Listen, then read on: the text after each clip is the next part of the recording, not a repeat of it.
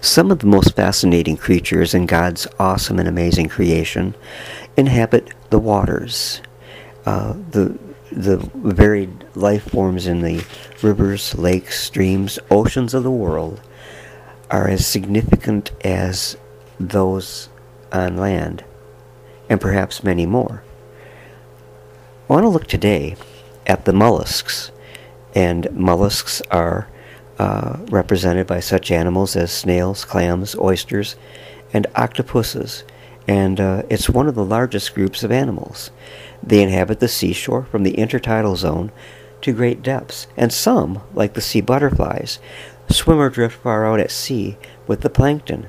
Many kinds of bivalves and snails live in fresh water, and a few kinds of snails live on land. Today there are only 45,000 species of mollusks, but their fossils are found in rocks over 500 million years old, according to science. Now, the snails, I tell you a personal humorous story. Snails are mollusks, but they're also called gastropods.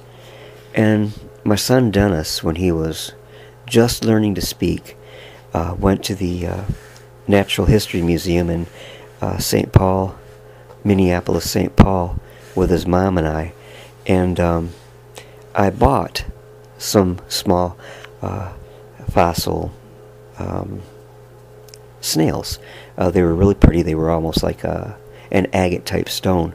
But at any rate, I told him, because he was curious about everything, even at that young age, and I told him this was a gastropod. And so the word that he kept repeating the whole trip across to South Dakota and all the way back to Michigan was gastropod. Everything was gastropod to him. But anyways, most mollusks have a limy outer skeleton or shell secreted by the soft mantle that covers their body. Some shells are straight tubes, while others are coiled, and still others consist of two valves hinged together, or of a series of overlapping plates.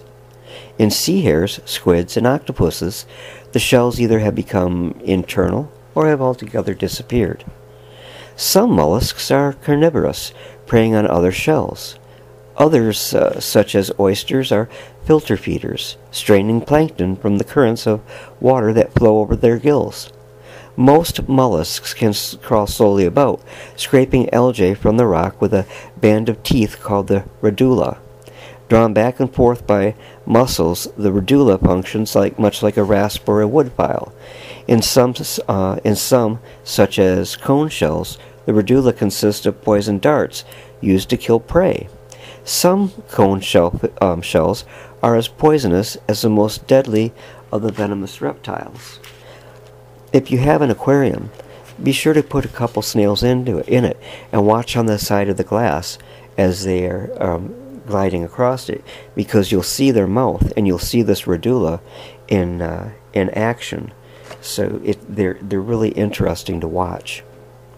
Mollusks breathe with their gills and also their mantle.